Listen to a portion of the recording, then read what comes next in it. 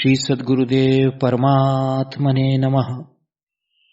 श्री रामचंद्राय नमः। आप श्री सद्गुरुदेव की सन्निधि में हैं। श्री गुरुदेव से बातचीत और प्रसंग, यह गुरु महिमा के अंतर्गत अब श्री गुरुदेव हेलेंडा में पूज्य हरिदास जी बापू के साथ मिले थे, वही कुमुदिनी बेन ने नोट किया है। 12 दिसंबर 1951 श्री गुरुदेव सुबह 6 बजे भावनगर के लिए मोटर से पधारे। 5-7 मोटरों से और भक्त मंडली भी साथ में आ रही है। राजकोट से करीब 8-9 मील पर सरधारा गांव का प्रवेश द्वार जैसा श्री संन्यास आश्रम है। श्री गुरुदेव की मोटर वहां रुक गई। उसी वक्त आश्रम से एक भाई आए और प्रणाम करते थे। तब श्री गुरुदेव ने कहा, मुझे लगता है कि हरिहर आनंद बापू आश्रम में नहीं है। भाई ने कहा, हाँ जी, बापू 2 घंटे के लिए कल हेलेंडा पधारे थे और रात्रि के पहले तो वापिस पधारने वाले थे, परंतु अभी तक पधारे नहीं हैं। श्री गुरुदेव ने कहा, तब तो वे हेलेंडा में मेरी प्रतीक्षा कर रहे हैं। श्री धारेश्वर महादेव जी के दर्शन करके हम हेलेंडा की ओर आगे बढ़ेंगे। श्री संन्यास आश्रम में श्री महादेव जी के दर्शन करके मोटरें चली। हेलेंडा के बाहर सड़क पर कई लोग बैठे थे। फूल मालाओं से सजी हुई मोटर देखते ही जनसमूह मार्ग में ही खड़ा रह गया और श्री गुरुदेव मोटर से बाहर पधारे। परमहंस भगवान श्री रणछोड़ दास जी बापू की जय का बुलंद जय घोष बराबर गूंजता रहा। इतने में पूज्य स्वामी जी हरिहर आनंद जी बापू पधारे और दोनों संत विभूतियों ने परस्पर को प्रणाम न करने देते हुए हंसते हुए परस्पर भेंटे। पूजनीय बापू ने श्री गुरुदेव के श्री हस्तों को अपने स्वहस्तों में धारण करते हुए कहा, इस समय के मेरे आनंद की थाह कोई नहीं पा सकेगा। पूज्य बापू ने श्री गुरुदेव को पुष्पमाला पहनाई, प्रणाम किया और हेलेंडा के अपने आश्रम को पावन करने का आग्रह किया। श्री गुरुदेव पूज्य बापू के हाथों को थामे हुए साथ साथ चलने लगे। श्री राम जय राम की मधुर धुनी के साथ सरघस आश्रम पर पहुंचा। पूज्य बापू ने श्री गुरुदेव को अपने आसन पर विराजमान किए। श्री गुरुदेव ने पूज्य बापू को निकट में बिठाने को खूब चाहा, परंतु पूज्य बापू श्री गुरुदेव के सन्मुख विराजे। पश्चात श्री गुरुदेव ने कहा, अब सब बैठ जाए तो अच्छा। पूज्य बापू ने कहा, मैंने सुना कि कल शाम को आप भावनगर पधार रहे हैं, इसलिए मैं प्रतीक्षा करता हुआ सड़क पर बैठा रहा। हेलेंडा में रात्रि रहता नहीं हूं। भक्त समूह भी रात्रि भर संकीर्तन करता रहा। आपके दर्शन की तीव्र उत्कंठा थी। श्री गुरुदेव ने कहा, मुझे भी थी। आपके दर्शन मिलने से मुझे अत्यंत प्रसन्नता हो रही है। समूह की ओर देखते हुए गुरुदेव ने कहा, देखो, बापू महान तपस्वी है, निस्पृही और परमार्थी है। अपनी शक्ति व सिद्धियों से कई पीड़ित लोगों के कष्ट व संताप मिटाते हैं। उनकी तपस्या मैंने बराबर देखी है। अभी जहां सरधार का आश्रम है, वहीं पर कठिन तपस्या करते थे। उन दिनों में भी हम मिलते रहते थे। आश्रम तो अभी हो गया है, पहले तो वहां सब उबड़ खाबड़ था। पूज्य बापू ने हाथ जोड़ते हुए अपने बारे में नहीं बोलने की विनती कर रहे थे, लेकिन श्री गुरुदेव ने फिर भी इतना कहा। तब तो पूज्य बापू श्री गुरुदेव के श्रीमुख पर अपना हाथ धर देने को उद्यत हुए। तब श्री गुरुदेव ने हंसकर कहा, अच्छा, अब कुछ नहीं बोलूंगा। पश्चात पूज्य बापू श्री गुरुदेव को कमरे में ले पधारे। पूजन आरती करके नैवेद्य में गौदूध व केले सेव धराए और कहा, प्रसाद पाकर ही भावनगर पधारे। श्री गुरुदेव ने कहा, नहीं स्वामी जी, प्रसादी की बात फिर कभी देखेंगे। आज तो मुझे अभी निकल जाने की अनुमति दे दो। समय पर पहुंचना जरूरी है। आपको संतोष पहुंचाने को मैं दूध अवश्य लूंगा। देखो तो बापू के श्री सद्गुरु नित्यानंद जी महाराज पीठड़िया वाले तथा उनके श्री सद्गुरु श्री जगन्नाथ जी महाराज को भी मैं बहुत बार मिला हूं। पीठड़िया वाले महाराज और गोदड़िया स्वामी प्रकाशानंद जी महाराज के साथ कई बार रहा हूं। कभी तो रात रात भर सत्संग होता था। बड़ा आनंद होता था। स्वामी जगन्नाथ जी 57 की क्रांति के एक प्रमुख नेता नाना साहेब थे। उनके एक हाथ पर क्रांति के दिनों में गोली लगी थी। ज्यादा पक जाने पर कलाई से पूरा हाथ काटना पड़ा था, इसलिए ठूठा स्वामी जी कहे जाते थे। अंग्रेजों से बचकर निकल भागे थे। भावनगर राज्य के शीहोर गांव में कुछ समय रहे थे। वहां संन्यास ले लिया था। फिर त्रंबा में रहे थे। मोरबी, भावनगर, गोंडल, कोटड़ा, सांगानी और राजकोट के राजाओं ने उन दिनों में अंग्रेजों से उनको आश्रय व रक्षण दिया था। योग क्रियाएं खूब अच्छी प्रकार से करते थे। अद्वैत निष्ठा के खूब पक्के थे। विद्वान व शूरवीर थे। करीब 120 वर्ष की आयु में उनका शरीर छूटा था। भावनगर पहुंचने पर श्री गुरुदेव ने कहा, स्वामी हरिहर आनंद जी पूर्व आश्रम का नाम अंबा शंकर भाई है। ब्राह्मण शरीर है। साधना बहुत सिद्ध हो गई है। किसी से भी अपनी नजर नहीं मिलाते।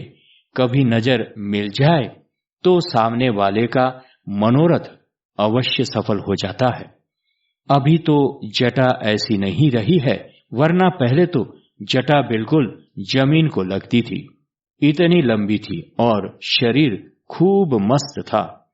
हाल में सरदार के आश्रम में पूज्य बापू के सुयोग्य शिष्य स्वामी श्री रामेश्वर आनंद जी बापू उत्तराधिकारी है। अपनी उज्जवल गुरु परंपरा के अनुकूल आप भी परम तपस्वी, निस्पृही व सरल चित्त संत है। आश्रम में गौ सेवा अच्छी प्रकार से होती है। पंगत के समय कोई भी दर्शनार्थी, यात्री, साधु, संत व गृहस्थी अतिथि की पंगत नित्य प्रति होती है। आगे गुरुदेव रक्षा आधि से जयराम भाई की और व्याधि से हरि भाई की। इस पर कुमुदिनी बेन ने नोट किया है, 14 दिसंबर 51 भावनगर से श्री गुरुदेव सौराष्ट्र भ्रमण को मोटर से पधारे। 19 दिसंबर 51 वढ़वाण से श्री गुरुदेव ने लिखा, तुम्हारा पत्र मिला। न जाने क्यों आप अपने को अपराधी मान रही हो और मुझे रुष्ट। पुत्री, तुमको एक बार कहूं या लिखूं या 1000 बार कहूं या लिखूं कि मेरी दृष्टि भगवान सदैव एक सी रखेंगे, ऐसी आशा है। मेरी विद्यार्थिनी बुद्धि नहीं, जो थोड़े में भाव व थोड़े में अभाव का उदय अस्त करती रहे। मैं तुमको विश्वास दिलाता हूं कि जिससे तुम्हारा हित होगा वही करूंगा। या 14/12/51 डाणू श्री गुरुदेव का पत्र मिला। प्रिय कुमुद, ज्योति, बाबा सतत आशीर्वाद। अहमदाबाद आने पर शरीर अत्यंत अस्वस्थ जैसा है और जल्दी परिवर्तन होता है, ऐसा मालूम पड़ता है। आशा नहीं कि मैं निश्चित प्रोग्राम पर चित्रकूट पहुंच सकूं। पत्र में ठिकाना इस कारण नहीं लिखा है कि फिर भीड़ होने की संभावना हो जावे। देखे भगवान की क्या इच्छा। इसी प्रकार के पत्र राजकोट में राजीव भाई बाटाटा वाला व मां तथा हरि भाई को, भावनगर में बच्ची बहन को और मुंबई में दीनू भाई पंड्या व कृष्णा बहन को मिले। चिंतित होकर मां, हरि भाई, बची बहन और इंदु भाई 29 दिसंबर 51 को इंदौर गए और वहां से कोटा, उज्जैन व भोपाल के आसपास के देहातों में श्री गुरुदेव की तलाश करते रहे। 14 जनवरी 52 को डहाणु श्री गुरुदेव का तार चित्रकूट से मिला। स्वास्थ्य अब ठीक है और मैं यहां पहुंचा हूं। बंबई, राजकोट, भावनगर, जामनगर वगैरह स्थानों को भी ऐसे ही तार पहुंचे। तब हरिभाई वगैरह इंदौर से चित्रकूट पहुंच गए। डहाणु से आनंद बहन और पुष्पा बहन 21 जनवरी 52 को चित्रकूट पहुंची।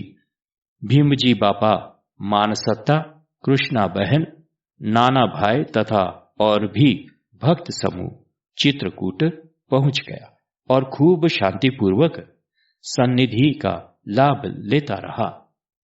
14 जनवरी 52 को चित्रकूट से श्री गुरुदेव ने जयराम भाई को लिखा, जयराम भाई, हिम्मत व धैर्य रखो।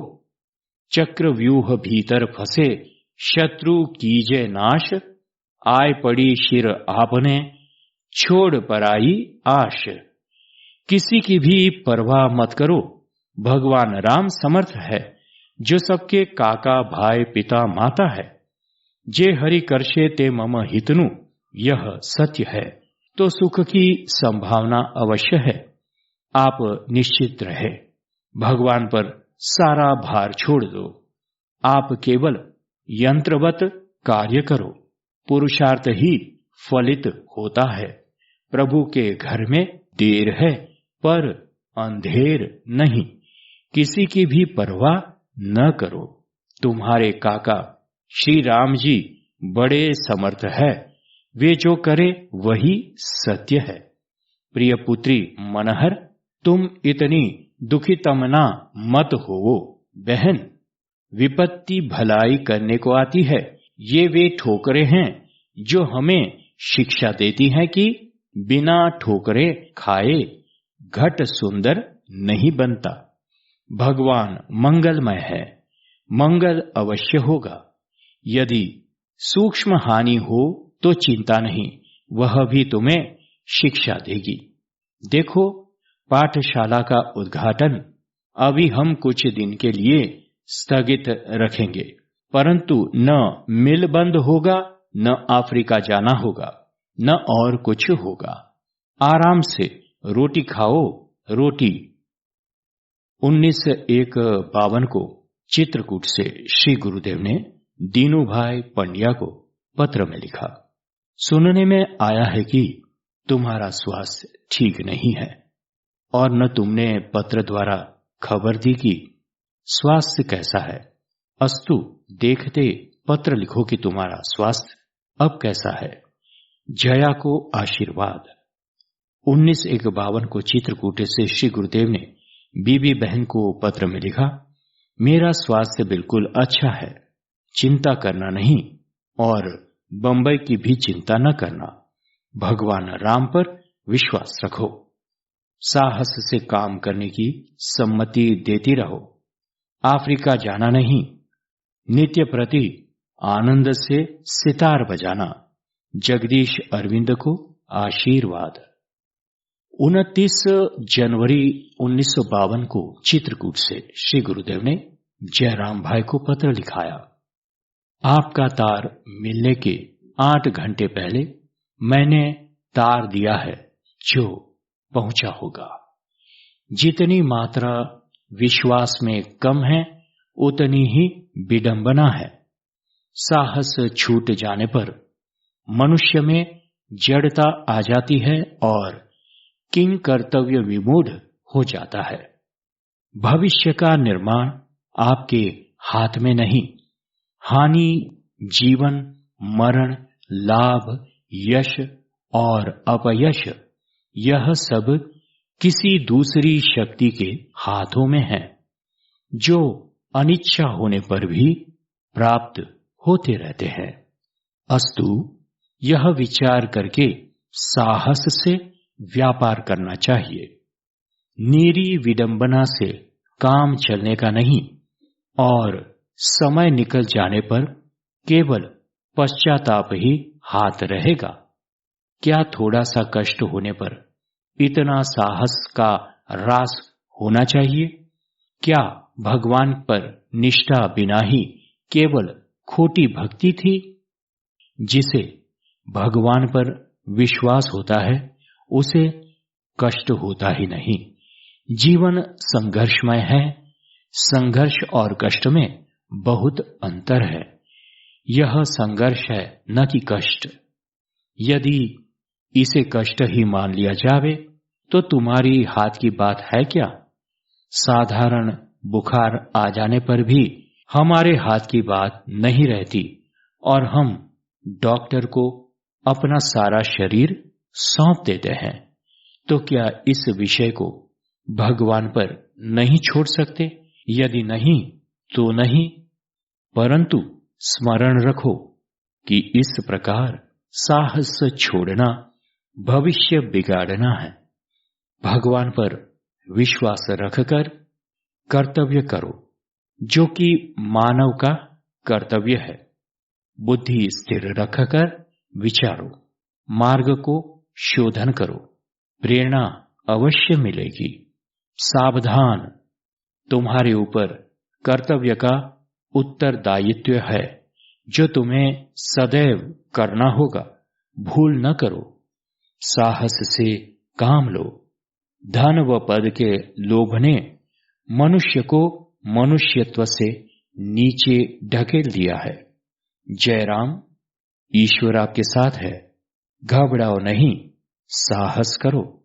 जगत में केवल तुम ही पर नूतन विपत्ति नहीं आई है, पर हर मनुष्य पर विपत्ति आती ही रहती है। और यह उदाहरण तुम्हारे सामने है कि व्यापारी वर्ग कोई भी इससे नहीं बचा है, तो यह कोई नवीन बात नहीं।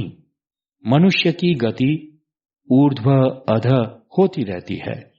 जो कमाता है वह कभी गंवाता भी है। इससे साहस रखो और प्रयत्न करो। तुम अवश्य सुखी होंगे। मैं 10 दिन के अंदर बंबई आ रहा हूं। घबराओ नहीं। असो मनहर व जगदीश अरविंद को आशीर्वाद। श्री गुरुदेव ने जयराम भाई को इस पत्र के साथ एक तार भी भेजा कि ऑफिस जाकर व्यापार कार्य को ठीक से नहीं संभालोगे तो भविष्य में पश्चाताप होगा। इसलिए प्रतिदिन ऑफिस में जाओ और व्यापार संभालो, धैर्य रखो और कार्य करो। 4 फरवरी 1952 चित्रकूट से श्री गुरुदेव ने जयराम भाई को लिखा। भगवान जो करते हैं उसमें कुछ कल्याण का ही हेतु है। तुम अपना पुरुषार्थ भगवत समर्पण करके करो, शुभ होगा। चिंता न करो। बालक तुम्हारे निमित्त बनते हैं, पर अपने प्रारब्ध साथ में लिए हैं। 4 दिन पहले तार भेजा था कि केवल धैर्य ही इलाज है। कल तार भेजा है कि सुचारू रूप से कार्य करो। इन सब पर ध्यान रख, भगवान पर श्रद्धा रख, कार्य आरंभ कर दो। सफलता अवश्य अपने साथ है। जयराम, तुम तो बड़े भीरू हो। सामान्य बात में न जाने क्या करते रहते हो। घबराना नहीं चाहिए। हमारे रहते तुम घबराते हो, यह हमको असह्य है। शक्तिमान भगवान पर भरोसा रखो। भगवान आपको सहाय करेंगे, ऐसा मेरा पूरा विश्वास है। पर तुम साहस रखो। मेरी इच्छा है कि तुम साहस रखकर काम करो, भविष्य उज्जवल है। श्री गुरुदेव अत्यंत निर्बल हो गए थे और कोई तकलीफ नहीं थी। श्री गुरुदेव ने प्रसन्नता से कहा, अच्छा, आप सब यहां तक आ गए हैं, तो अब कुछ दिन यहीं पर शांति से हम रहें। अब निश्चय हो गया था कि अभी माह मास भी चित्रकूट में ठहरने का है। तभी समाचार आया कि राजकोट में हरि भाई के मकान का सौदा तय हो रहा है। हरि भाई को दूसरे दिन सुबह में राजकोट जाने की आज्ञा हुई। तदनुसार दूसरे दिन हरि भाई का सामान कुंड से रवाना हो गया और समय होने पर हरि भाई भी कुंड से विदा हो रहे थे। तब श्री गुरुदेव ने हरि भाई को वापस बुलाकर कहा, आज अभी आप ठहर जाओ, कल सुबह सबके सब एक साथ ही बंबई, राजकोट, डाहनु और भावनगर के लिए यहां से निकल जाना। आपका सामान सीतापुर से मौनी वापस मंगा लेते हैं। सबको इस प्रकार सहसा जाने की आज्ञा से दुख हुआ। अत्यंत आग्रह से सबने कहा कि जो निश्चय किया गया है उसी से अनुकूल हमें यहीं पर ठहरने की अनुमति दीजिए और हरि भाई कार्य निपटाकर पुनः चित्रकूट आ जावे। परंतु गुरुदेव ने कहा, आज्ञा सो आज्ञा, अब कल सबको निकल ही जाना चाहिए। दूसरे दिन सब निकल गए। 3 फरवरी 1952 को आनंद बहन और पुष्पा बहन डाहनु आ गई। कुंड पर भीमजी बापा ठहरे थे। श्री गुरुदेव भी सबके निकलने के पश्चात भ्रमण को पधारे।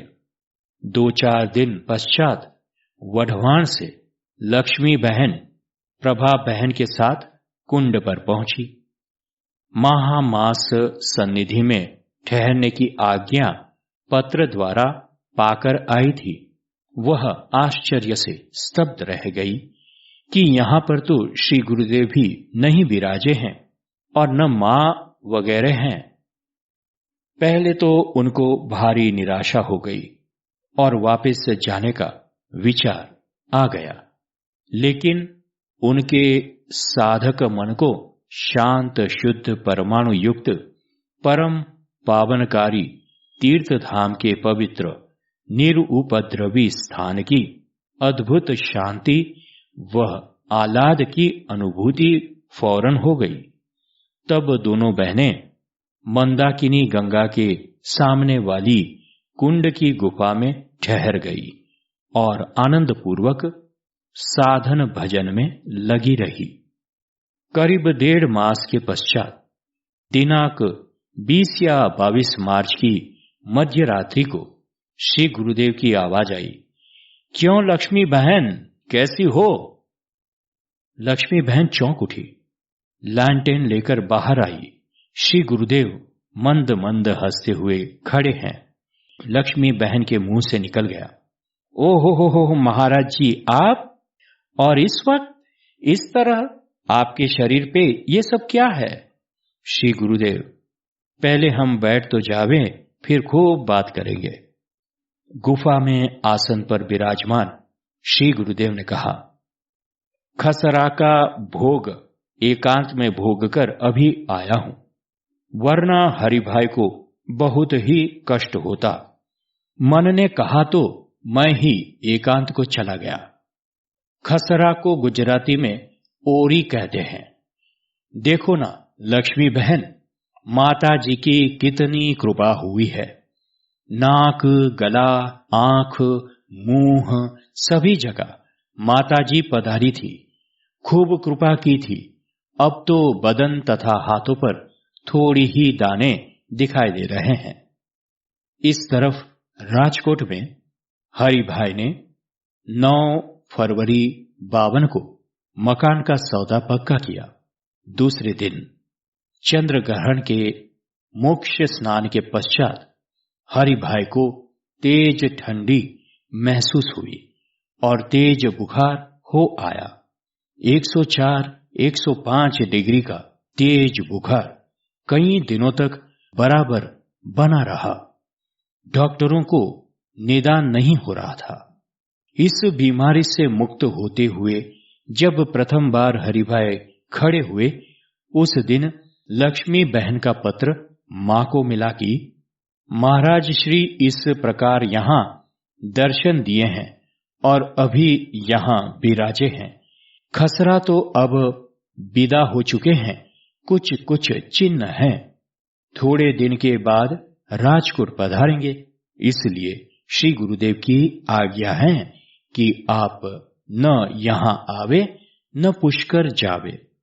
2 दिन पश्चात श्री गुरुदेव का पत्र मिला। संत जी मां संत जी आशीर्वाद। पत्र में देरी हुई कारण शरीर में खसरा नाम के रोग ने कुछ दिन विश्राम किया। तब जो लिखूं कि खसरा निकले हैं तो आपको कष्ट होवे, न लिखूं तो मिथ्या होवे। अब प्रोग्राम में नवमी करके ठाकुर की इच्छा अनुसार होगा। ऐसा विचार पूर्ण होना भगवद अधीन है। श्री गुरुदेव ने जयराम भाई को लिखा, 22 मार्च 52, चित्रकूट। आपके पत्र मिले। जब मनुष्य की कोई योजना असफल हो जाती है तब उसके हृदय में एक भारी निराशा उदय होती है। इतना ही नहीं परंतु अपने पर बहुत क्रोध भी आता है और क्रोध में क्या क्या अनर्गल विचार होते हैं वे कहे नहीं जाते। आप उसी के गर्त में डूब गए हैं जो अति भयानक। इस भूल से नाना प्रकार के जो परिणाम हो सकते हैं वह अकथनीय है। प्रिय जयराम, भूल को संभालने को साहस बटोरकर भूल से होने वाली हानि को टालने का सतत प्रयत्न करना चाहिए, न कि भूल पर भूल कर होने वाली हानि को और बढ़ा देना चाहिए। तुम्हारे विचार जो निराशापूर्ण है बहुत हानिकारक सिद्ध होंगे। जो साहस छोड़ोगे तो इन संकटों की सांकल टूटने के बजाय अति कठिन और उलझन भरी हो जाएगी। जयराम भाई, ईश्वर का रचनात्मक विधान हमारी उन्नति के सदैव अग्रसर बना रहता है। हम जरा सत्य संतोष पूर्वक विचारें व ईश्वर पर विश्वास रखकर प्रयत्न करें तो अवश्य असफलता सफलता में परिवर्तित हो सकती है। ईश्वर की चमत्कार पूर्ण शक्ति पर विश्वास करने में कोई शारीरिक श्रम की उतनी आवश्यकता नहीं पड़ती जितनी मूर्खतावश प्रलापों से युक्त अपशब्दों में। जयराम भाई, स्मरण रखें कि आपके बुरे विचार बीज के समान जमते जाते हैं। ईश्वर इनको अंकुरित न करे, ऐसी प्रार्थना। 5 अप्रैल 1952, चित्रकूट। श्री गुरुदेव ने जयराम भाई को लिखा, तुम्हारे पत्र मिले। तुम मेरे शिष्य अवश्य हो परंतु मूर्ख नहीं। व्यापार करना मूर्खता नहीं होती। हानि लाभ तो संस्कार अधीन है। पश्चाताप, भय और चिंता ही का विचार करते रहोगे तो निश्चित है कि आप अपने कर्तव्यों को भूलोगे। आप घबराइए नहीं, मैं शीघ्र ही बंबई आ रहा हूं। पुरुषार्थ करो, भगवान सफलता देंगे। प्रभु जो करे वह ठीक ही है। साहस रखो। बस और क्या लिखूं और किसको लिखूं? ज्यादा क्या, बस समय की विपरीतता थोड़ी सहन करो। मनहर, भगवान कल्याण करे, यही आशीर्वाद। 11 अप्रैल 1952, चित्रकूट से श्री गुरुदेव ने मां को लिखा, आपके सब पत्र मिले। यह संता कुकड़ी आंख मिचौली नवीन खेल नहीं। जब तक मां तब तक लड़का आंख मिचोली खेले, राजकोट तुरंत मैं आऊंगा। 15 अप्रैल 1952 चित्रकूट से श्री गुरुदेव ने जयंती भाई जोबनपुत्रा को लिखा, मोटा भाई, मैं एकांत में नहीं था, पर खसरा की लीलाओं के दर्शन में था। अब पूर्ण रूप से विदा लेकर गए हैं। शाश्वत शांति मनुष्य को अवश्य प्राप्त होती है, पर ईश कृपा से। 24/4/1952 चित्रकूट। श्री गुरुदेव ने पत्र में लिखा, पुत्री कुमुद ज्योति, तारीख 29 अप्रैल 52 को जहां तक संभव है बॉम्बे पहुंचूंगा। तुम्हारे सब पत्र मिले और अंतिम 9 अप्रैल का भी मिला। पुत्री, जीवन संघर्षमय है। जीवन में संघर्ष होता ही है, इसमें चिंता और दुख की बात ही क्या। उपाधि तो अवश्य दूर हो जाएगी, जो कि अस्थिर है। मैं 29/9 तक जरूर बंबई पहुंच जाऊंगा। मुझे सबसे ज्यादा फिक्र जयराम भाई की है, पर संयोगवशात शीघ्र नहीं पहुंच रहा हूं। उसके लिए खेद के अतिरिक्त कोई उपाय नहीं। सबको आशीर्वाद। हां, तुम लोग बंबई में मिलोगे ना। 24/4/52 को चित्रकूट से श्री गुरुदेव ने दीनू भाई पंड्या को लिखा, मैं चित्रकूट से 26 अप्रैल 52 को बंबई के लिए रवाना होना निश्चय कर चुका हूं। 3 दिन बंबई ठहरकर राजकोट चला जाऊंगा। गोंडल जाने का विचार है। जो अवकाश हो तो गोंडल चलना। 2 मई 1952 की शाम को श्री गुरुदेव की सन्निधि में चांदीवली श्री गुरु मंदिर हम पहुंचे। तब श्री गुरुदेव सभा में विराजे थे। हमने नीची निगाहों के साथ प्रणाम किया और तभी श्री गुरुदेव ने खूब प्रेम व प्रसन्नतापूर्वक कहा, आप सब आ गए ना, कितना अच्छा हुआ। अब बताओ कुमुद, सब प्रसन्न और कुशल हो ना। तब भी बिल्कुल नीची निगाहों के साथ मैंने उत्तर देते हुए कहा, जी हां, सब कुशल और बड़े ही प्रसन्न हैं। श्री गुरुदेव ने सत्संग में कितनी उत्तम बातें कही, परंतु मैंने एक अक्षर भी नोट नहीं किया। श्री गुरुदेव से नजर भी नहीं मिलाई। दूसरा दिन भी इसी तरह बीता। इसके बाद बंदी छोड़ प्रभु के बारे में जो गुरुदेव ने कहा था, वह सदगुरु और शिष्य के प्रकरण में दिया गया है। 5 मई 52 श्री गुरु मंदिर चांदीवली। श्री गुरुदेव ने कहा, राजकोट में तो 1 मास पहले श्री रामनवमी के शुभ दिन को श्री रामायण पाठशाला शुरू भी हो गई है। श्री मानस जी का प्रचार कार्य करना यह मानवता का ही प्रचार कार्य है, ऐसा मैं दावे के साथ कहता हूं और अंतिम क्षण पर भी कहूंगा। आज के देश काल को श्री मानस जी और श्री राम नाम ही परम शांतिप्रद है, इसमें मुझे किंचित शंका नहीं। राम कथा सुरधेनु सम, सेवत सब सुखदानी। राजकोट से मेरी प्रियता बढ़ जाने का कारण तो यही है कि जो कहता हूं वह करके दिखाता है। अब वहां श्री रामायण पाठशाला में भी बिना धर्म व जाति भेदभाव के भाई बहनों को तथा बालकों को श्री मानस जी के माध्यम से केवल संस्कार सिंचन की हितकारी बुद्धि से विशुद्ध कार्य चल रहा है। वहां पहला नियम ही यह है कि सांप्रदायिक खंडन मंडन की कोई चेष्टा विवाद वगैरह कभी नहीं हो। पाठशाला के आचार्य पद के लिए भगवान ने सुयोग्य ऐसे माधव वल्लभ भाई रावल का भी उत्कृष्ट संयोग करा दिया है। इससे बढ़कर और क्या भगवत कृपा हो सकती है। पाठशाला के प्रारंभ से सच में ही मुझे खूब संतोष हुआ है। मेरे राजकोट ने सही में मेरा कार्य उठा लिया हूं। भावनगर से कल रात्रि को राजकोट पहुंच जाऊंगा। हरजीवन भाई राजदेव की निमंत्रण पत्रिका मिली है, इसलिए राजकोट जाना है। देखो ना, पत्रिका में यज्ञोपवीत का कितना सुंदर लिखा है।